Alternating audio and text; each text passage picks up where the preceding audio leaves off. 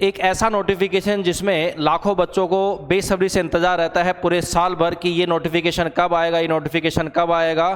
तो ये एसएससी की तरफ से नोटिफिकेशन जारी हो चुका है, वो है एसएससी सीजीएल 2025 का 14,580 प्लस वैकेंसीज के साथ ये नोटिफिकेशन जारी हुआ है। तो नमस्कार, गुड इवनिंग, राम राम दोस्तों, मैं मनीष सेमावत आप सभी लोगों का स्वागत करता हूं आपके अपने परिवार अपने यूट्यूब चैनल सिटीज के ऑनलाइन प्लेटफॉर्म पर। जैसा कि आप लोगों को पीछे थंबनेल में दिख रहा होगा, SSC CGL 2025 notification, highly demandable notification, जो एसएससी ने भी अपना वादा पूरा किया है। प्रॉपर टाइम पे जो उन्होंने कहा था कि 9 जून को रात को 8 बजे नोटिफिकेशन जारी होगा, तो प्रॉपर 9 जून को 8 बजे ही नोटिफिकेशन जारी हुआ है। तो ये टोटल जो वैकेंसीज है 14,580 प्लस वैकेंसी, जो आप मानोगे 14,582 वैकेंसी अभी टेंटेटिव वैकेंसी है, थोड़ी बहुत कुछ और वैकेंसीज बढ़ सकती है। तो इन वैकेंसीज के साथ यहाँ पर आपका ये नोटिफिकेशन जारी हुआ है। इस नोटिफिकेशन के बारे में पूरा सब कुछ जानकारी हम यहाँ से आपको बताने की कोशिश करेंगे कि क्या क्या यहाँ पर कुछ चेंजेज हुए हैं, क्या नहीं हुआ। वैसे तो चेंज कुछ भी नहीं हुआ है, जो पिछली बार यहाँ पर था, जो पिछली बार जो पूरा पैटर्न था सब कुछ तो अब वही रहेगा। यहाँ पर चेंजेस तो ऐसा कुछ भी नहीं है। फिर भी हम जान लेते हैं, जो नया बच्चा हमारे साथ जुड़ा हुआ है चैनल पर, जो पहली बार एग्जाम दे रहा है, उसको बताना ज़रूरी है यहाँ पर, ठीक है। तो यहाँ से हम बात करते हैं नोटिफिकेशन के बारे में, सीजीएल 2025 के बारे में, कितनी वैकेंसीज है, कैसे फॉर्म भरना है, कैसे क्या क्या एज रिलैक्सेशन यहाँ पर मिलने वाला, सब कुछ हम इसके बारे में जानकारी यहाँ पर जुटाएंगे, ठीक है। क्या एज रहेगी, क्या एग्जाम पैटर्न रहेगा, क्या सिलेबस रहेगा, क्या क्वालिफिकेशन रहेगी, सब कुछ हम यहाँ पर जानेंगे। चलो तो स्टार्ट करते हैं। यहाँ पर ये पहला पेज, यहाँ पर वो देखने को टोटल जो पोस्ट है वो कितनी है। यहाँ पर जो टोटल पोस्ट है यहाँ पर वो है 14,850। कितनी पोस्ट यहाँ पर देखने को मिलेगी? 14,850 पोस्ट यहाँ पर आपको देखने को मिलेगी। अब ये टेंटेटिव वैकेंसी है भाई, ये वैकेंसी है वो है टेंटेटिव वैकेंसी, तो ये वैकेंसी थोड़ी सी और बढ़ सकती है, बट ये पोस्ट भी बहुत अच्छे लेवल की पोस्ट है कि 14,850 पोस्ट मिल रही है। मतलब आपको मोटा मोटा 15,000 लोगों को यहाँ पर आपको नौकरी का मिलने का अवसर आपको मिलेगा, ठीक है। हम आगे यहाँ से बात करते हैं। देखो यहाँ पर इसके सबसे पहले इंपॉर्टेंट बात यह है कि यहाँ पर ये फॉर्म कब भरे जाएंगे। हम जो बात करेंगे यहाँ पर date for submission of online application, वो कब से स्टार्ट होंगे। वो स्टार्ट हो चुके हैं 9 जून से लेके 4 जुलाई तक। 9 जून 2025 से स्टार्ट हो चुके हैं फॉर्म और 4 जुलाई तक ये फॉर्म भरे जाएंगे। तो लास्ट डेट आपको देखनी नहीं है, उससे पहले ही आपको फॉर्म भर देना है। लास्ट डेट क्या है इस फॉर्म भरने का? वो है 4 जुलाई रात को 11 बजे तक।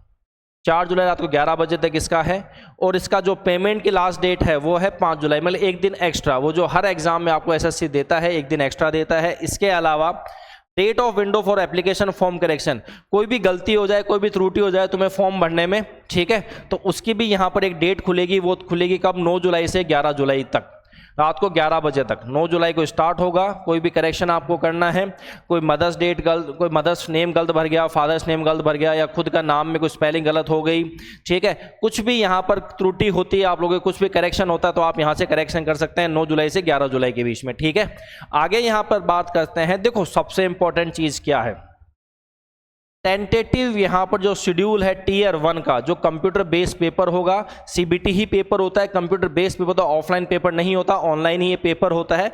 तो यहाँ पर ये कंप्यूटर बेस्ड पेपर होगा। और ये कब होगा भाई? ये डेट है 13 अगस्त से लेके 30 अगस्त तक ये पेपर चलने वाले हैं। तो कब से? 13 अगस्त से 30 अगस्त तक ये पेपर आपके चलने वाले हैं। इन्होंने इस बार एक अच्छी चीज़ ये दी है कि यहाँ पर टीयर 2 का भी टेंटेटिव वो दी है इन्होंने, इस बार डेट दी है। ये भी सीबीटी ही होता है, कंप्यूटर बेस होता है, और ये अब की बार जो है वो है दिसंबर में। तो मोटा मोटा ये मानो कि ये दिसंबर के फर्स्ट वीक में ही पेपर हो जाएगा। चलो यहाँ से ये ठीक है, ये तो टोल फ्री नंबर है। आगे हम यहाँ से वैकेंसीज की बात करते हैं। पिछले 5 साल में जो वैकेंसीज का डिस्ट्रीब्यूशन हुआ वो कैसे कैसे डिस्ट्रीब्यूशन हुआ है। 2021 में जो वैकेंसीज आपको एसएससी की तरफ देखने को मिली थी सीजीएल के लिए, वो कितनी थी? 7,686 पोस्ट, ठीक है। 2022 में ये पोस्ट बढ़कर कितनी हो गई? ये हो गई थी 36,012 पोस्ट। बट इसमें क्या हुआ था कि मोटा मोटा 20-22 हज़ार पोस्ट तो कौन सी थी? क्लरिकल पोस्ट थी, ठीक है, या 6 या 7 हज़ार पोस्ट ही ऐसी थी, 6 नहीं 4,500 पोस्ट ऐसी थी जो यहाँ पर इंस्पेक्टर पोस्ट की थी। ठीक है, तो ज़्यादा पोस्ट है इसमें, ये दिख तो नंबर बहुत बड़ा रहा है 36,012, बट यहाँ पर जो ज़्यादा मैक्सिमम जो पोस्ट आपको देखने को कौन सी थी, वो क्लरिकल पोस्टें थी। ठीक है, 2023 में यही पोस्ट बढ़कर कितनी हो गई यहाँ पर 8,415। इस बार वापस यहाँ से 2022 के मुकाबले ये बहुत कम पोस्ट हो गई। पर जैसे ही हम 2024 और 25 की बात करें तो यहाँ पर देखो, यहाँ कितनी थी 17,727 थी। ठीक है, और 2025 में कितनी 14,850 से प्लस पोस्ट। मतलब ये तो आप ये मान सकते हो ज़्यादा यहाँ पर चेंजेस नहीं देखने को मिला है एसएससी की तरफ से। यहाँ 17,000 पोस्ट थी, यहाँ कितनी 15,000, मतलब 1-2 हज़ार पोस्ट का ही यहाँ पर डिफरेंस है। तो इतना पोस्ट का डिफरेंस चल जाता है। ठीक है ना, चलो आगे। तो यहाँ पर कुछ ज़्यादा मेजर चेंजेस हुआ नहीं पिछले साल के मुकाबले। यहाँ पर 17,000 पोस्ट पिछले साल थी, इस बार कितनी है 15,000 पोस्ट है। चलो, तो थोड़ी सी और पोस्ट ये बढ़ सकती है। एप्लीकेशन की फ़ीस की हम बात करें कि जो एप्लीकेशन फ़ीस है उसमें क्या क्या है, देखो जनरल, ओबीसी और ईडब्ल्यूएस, इन कैटेगरीज को यहाँ पर आपको 100 रुपये पे करने पड़ेंगे। ठीक है, कितना रुपये पे करना पड़ेगा 100 रुपये, जनरल वाले को, ओबीसी वाले को और ईडब्ल्यूएस वाले को। जो टोटल फीमेल, देखो ऑल फीमेल कैटेगरीज, मैंने क्या बोला है ऑल। अब ये फीमेल, जो भी फीमेल है, चाहे वो जनरल की हो, चाहे वो ओबीसी की हो, चाहे ईडब्ल्यूएस की हो, चाहे कोई सी भी कैटेगरी की हो, चाहे वो एससी की हो, एसटी की हो, पीएच की हो, सबको कुछ भी जमा नहीं करना, 1 रुपये भी जमा नहीं करना, फ्री में आपका ये एप्लीकेशन फॉर्म भरा जाएगा। सर फिर इसका मतलब क्या है? इसका मतलब यह है कि कोई भी जो मेल कैंडिडेट है, किस किस में, जनरल में, ओबीसी में, ईडब्ल्यूएस में, ये जो कौन सा है मेल कैंडिडेट, उनको यहाँ पर कितने 100 रुपये पे करने पड़ेंगे। दूसरी बात ये देखो, यहाँ पर जो कैंडिडेट एससी, एसटी और पीएच से आते हैं, किससे आते हैं, एससी, एसटी और पीएच से, उनको भी कुछ भी एप्लीकेशन फ़ीस जमा नहीं करनी। इसका मतलब हम ये बोल सकते हैं, जो भी फीमेल कैंडिडेट है और जो भी मेल फीमेल जो कैटेगरी में है, चाहे वो एससी, एसटी, पीएच में, ठीक है ना, उनको कुछ भी यहाँ पर एप्लीकेशन फ़ीस देने की ज़रूरत नहीं है। बस फीस किसकी लगेगी, जो जनरल का है, ओबीसी का है और ईडब्ल्यूएस का, वो भी मेल कैंडिडेट, उनके 100 रुपये यहाँ पर लगेंगे। ठीक है बॉस, चलो, तो ये भी कोई बड़ी फीस नहीं है, 100 रुपये भी। यहाँ पर एज लिमिट की बात करें, अब एज लिमिट में हम बात करते हैं कौन कौन सी कैटेगरी में यहाँ पर फॉर्म भरे जाएंगे, कैसे कैसे यहाँ पर एज रिकॉग्नाइज होगी। ठीक है, तो जो एज लिमिट यहाँ पर होगी, ये कब से मानी जाएगी यहाँ पर बॉस, ये जो मानी जाएगी कब से, 1 अगस्त 2025 से यहाँ पर ये मान्य होगी, जो हर एक एग्जाम में, चाहे अभी स्टेनो का आया था, ठीक है, स्टेनो से जस्ट स्टेनो के बाद में कौन सा आया था, एक और नोटिफिकेशन आया था यहाँ पर एसएससी का। ठीक है, तो सभी में यहाँ पर क्या 1 अगस्त को ही यहाँ पर क्या किया गया था, एज ली गई थी। ठीक है, तो पहला यहाँ पर क्या है, for the post of for which age limit is 18 से 27, जो भी पोस्ट यहाँ पर 18 से 27 के बीच की होगी, उसमें आपकी डेट ऑफ बर्थ क्या होनी चाहिए, वो डेट ऑफ बर्थ होनी चाहिए, आप 2 अगस्त 1998 से पहले जन्मे हुए नहीं होने चाहिए और 1 अगस्त 2007 के बाद जन्मे हुए नहीं होने चाहिए। ठीक है, अगर 2 अगस्त 1998 से पहले जन्मे हुए हैं तो आप इस कैटेगरी में नहीं आएंगे। ठीक है भाई, कौन सी वाली कैटेगरी में नहीं आएंगे आप, 18 से 27 वाली कैटेगरी में आप लोगों को यहाँ पर एंट्री नहीं मिलेगी। ठीक है, दूसरा यहाँ पर क्या है, जो बंदे यहाँ पर एलिजिबल हैं 20 से 30 साल की वाली पोस्ट के लिए, वो क्या है, वो 2 अगस्त 1995 से पहले जन्मे हुए नहीं होने चाहिए और 1 अगस्त 2005 के बाद जन्मे हुए नहीं होने चाहिए। जो बच्चे 18 से 30 साल वाली पोस्ट के लिए एलिजिबल हैं, वो क्या है, वो 2 अगस्त 1995 से पहले जन्मे हुए नहीं होने चाहिए यहाँ पर, और 1 अगस्त 2007 के बाद जन्मे हुए नहीं होने चाहिए। आगे हम बात करें 18 से 32 वाले, 18 से 32 वाले 2 अगस्त 1993 से पहले नहीं जन्मे हुए होने चाहिए और 1 अगस्त 2007 के बाद जन्मे हुए नहीं होने चाहिए। ठीक है, तो ये यहाँ पर आपका एज लिमिट है, हर एक पोस्ट के लिए। कोई 18 से 27 पोस्ट के लिए एप्लीकेबल होता है, कोई 20 से 30 के लिए, कोई 18 से 30 के लिए, कोई 18 से 32 के लिए। ठीक है, अलग अलग पोस्ट के लिए अलग अलग यहाँ पर इन्होंने एज लिमिट यहाँ पर निर्धारित की है। आगे बात करें, देखो जैसे ये पोस्ट है, ये पे लेवल 7 की बात है। ये जो पोस्ट आती है, टोटल 37 पोस्टों के लिए एग्जाम भरा जाएगा। ठीक है, जिसमें यहाँ से ये कितना पे लेवल 7 की बात होगी यहाँ पर, फिर यहाँ पर पे लेवल 6 और पे लेवल 5 और पे लेवल 4। ठीक है, टोटल 37 पोस्ट के लिए यहाँ पर बात होगी, जिसमें देखो हम बात कर लेते हैं कौन कौन सी है। देखो पहला कौन सा है, assistant section officer ASO CSS में, ये ग्रुप बी की पोस्ट है, ये 20 से 30 लिमिट वाली है एज लिमिट। फिर आगे कौन सी, assistant section officer ASO intelligence IB में ग्रुप बी की पोस्ट, ये 18 से 30 साल लेगा, ठीक है ना। यहाँ पर वो आप लोग देख लेना आप कौन सी एज लिमिट में आते हो, तो किसके लिए आप यहाँ पर ये फॉर्म भर सकते हो। फॉर्म तो एक ही भरा जाएगा, बट जब लास्ट में जब आप लोग एग्जाम दोगे, जब आपसे ये फॉर्म फिलिंग कराई जाएगी, तो वहां पर आपको ये देखना पड़ेगा। अभी तो कुछ भी जरूरत नहीं है, अभी तो सिर्फ आपको फॉर्म भरना, कुछ भी नहीं करना। फिर आगे यहाँ से बात करें ASO assistant section officer ministry of railways में ग्रुप बी की 20 से 30 साल, ठीक है ना। ऐसे ही ASO की जितनी भी ASO की पोस्ट है। फिर देखो यहाँ पर एक पोस्ट है ये रही, inspector of income tax CBDT, ठीक है, ग्रुप सी की पोस्ट है, ये 18 से 30 साल। इंस्पेक्टर सेंट्रल एक्साइज की, ये CBIC में आता है ये, ठीक है, इनडायरेक्ट टैक्स में आता है, ये ग्रुप बी की पोस्ट है, ये 18 से 30 साल में आता है यहाँ पर। फिर यहाँ पर बात करें इंस्पेक्टर यहाँ पर प्रिवेंटिव ऑफिसर PO, ये भी 18 से 30 में ही आता है। इंस्पेक्टर एग्जामिनर, ये भी 18 से 30 में ग्रुप बी की पोस्ट है। फिर यहाँ से असिस्टेंट एनफोर्समेंट ऑफिसर, ये एनफोर्समेंट डिपार्टमेंट होता है, ग्रुप बी की 18 से 30 साल। ये सब इंस्पेक्टर पोस्ट है यहाँ पर। इंस्पेक्टर पोस्ट किसमें है, ये department of post in ministry and communication, group B की पोस्ट 18 से 30 साल। एक सब इंस्पेक्टर की पोस्ट होती है CBI में, ये भी ग्रुप बी की होती है, 20 से 30 साल इनकी एज लिमिट होती है। ऐसे आप ये देख सकते हो यहाँ पर, ठीक है। आगे चलें, यहाँ पर देखो, अब ये तो देखो, ये तो पे लेवल 7 की बात थी, जिसमें यहाँ पर आपका बेसिक कितना बनता है, 44,900 से कितना 1,42,400 तक आपकी सैलरी जा सकती है, ठीक है। चलो, ऐसे ही यहाँ पर पे लेवल 6 वाले में है, ये पोस्ट बनती है यहाँ पर असिस्टेंट सेक्शन ऑफिसर की, एग्जीक्यूटिव ऑफिसर CBIC में, रिसर्च असिस्टेंट NHRC में, नेशनल ह्यूमन राइट कमीशन में, ग्रुप बी, सब ग्रुप बी की पोस्ट है यहाँ पर। सब इंस्पेक्टर किसमें, NIA में, नेशनल इन्वेस्टिगेशन एजेंसी में यहाँ पर बनता है। फिर सब इंस्पेक्टर किसमें, नारकोटिक्स में यहाँ पर आ गया, ठीक है। फिर JSO की पोस्ट आ गई ग्रुप बी की 18 से 32। देखो यहाँ पर जिसकी थोड़ी एज ज़्यादा हो गई, तो ये JSO का फॉर्म भर सकता है 18 से 32 साल में, ठीक है ना। Ministry of statics and programme implementation. फिर यहाँ पर कौन सा, statistical investigator, ministry of home affairs, group B 18 से 30 साल। ये तो आपका पे लेवल 6। पे लेवल 5 में सब ऑडिटर की पोस्ट आ जाएगी, यहाँ पर ग्रुप सी आती है।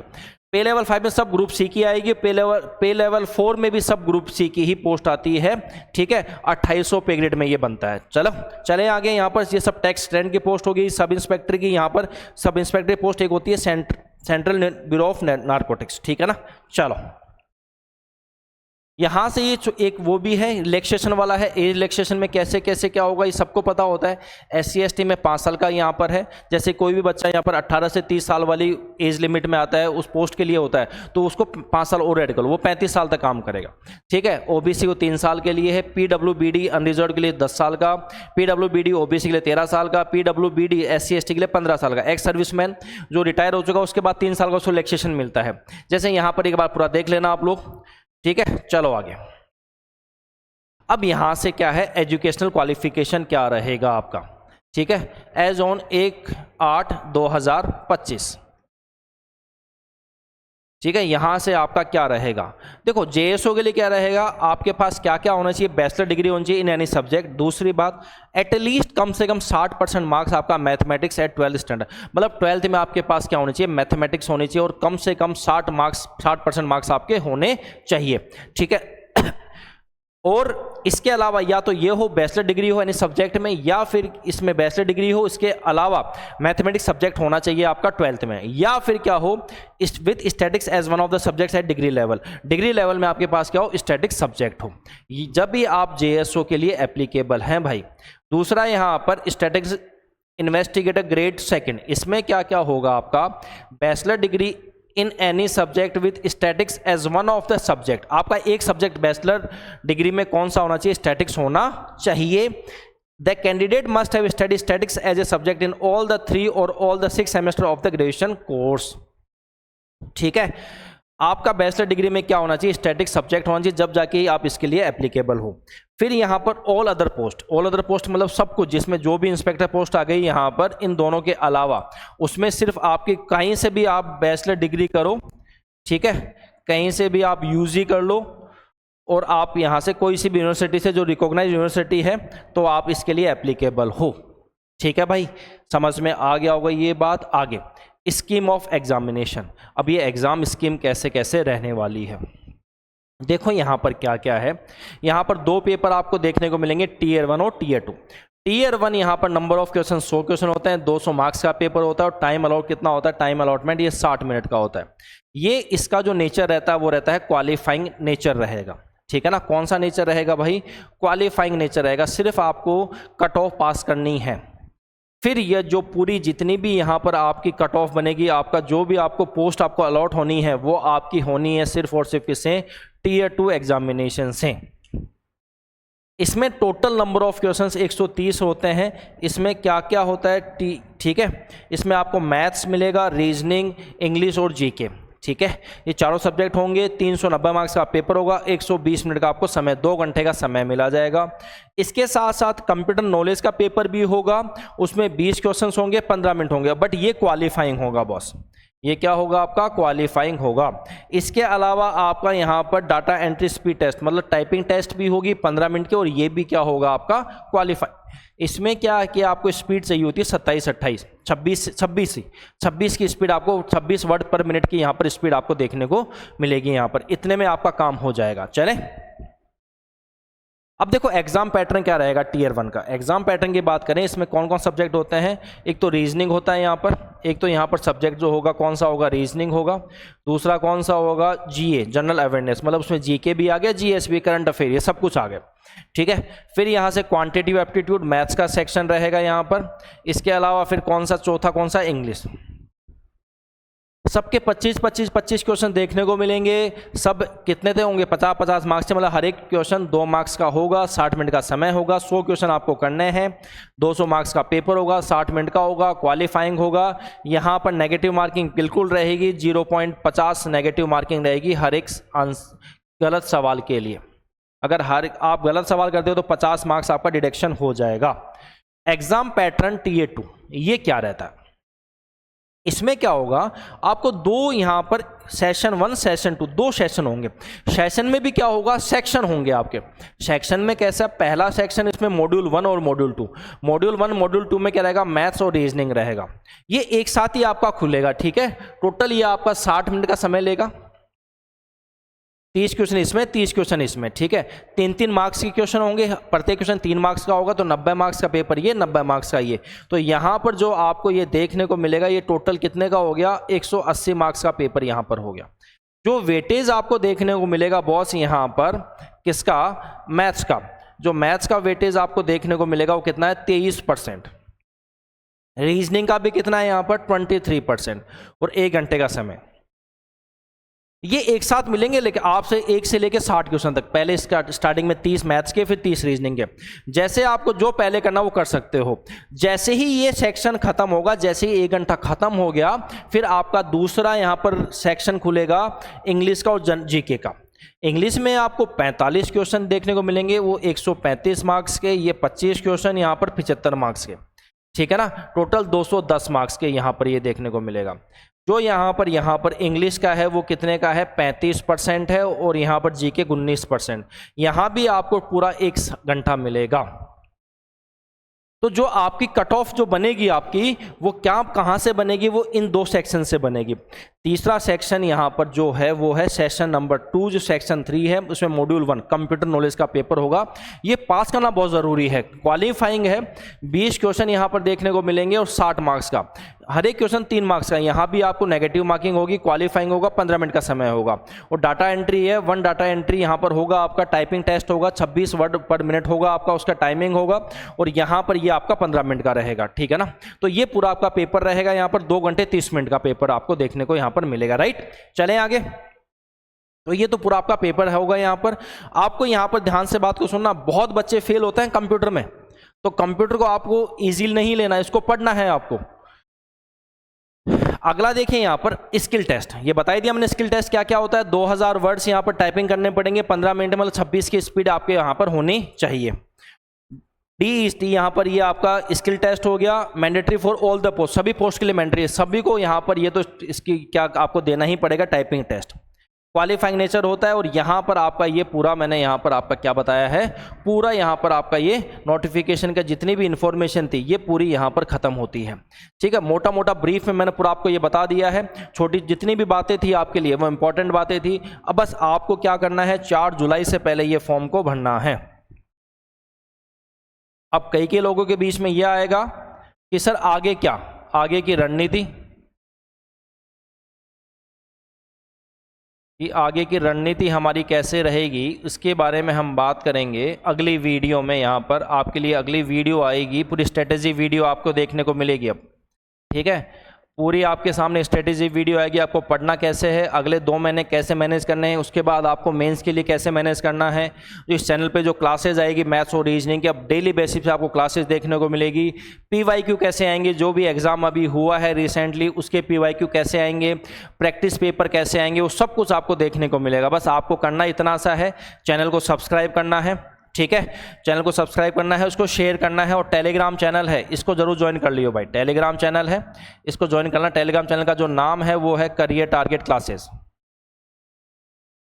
करियर टारगेट क्लासेस CTC नाम से ये आपका टेलीग्राम चैनल रहेगा। तो यहाँ से आप इसको ज्वाइन कर लेना। अगर यहाँ से नहीं मिलता है तो मैंने डिस्क्रिप्शन बॉक्स में लिंक डाल दिया है, तो वहाँ से आप इसको ज्वाइन कर सकते हो। ठीक है, तो अब मिलते हैं अगली नई वीडियो के साथ। अगले कल या परसों नई वीडियो आएगी, वो आएगी स्ट्रेटेजी की वीडियो, कि हम आगे कैसे कैसे आप लोगों को कराने वाले हैं।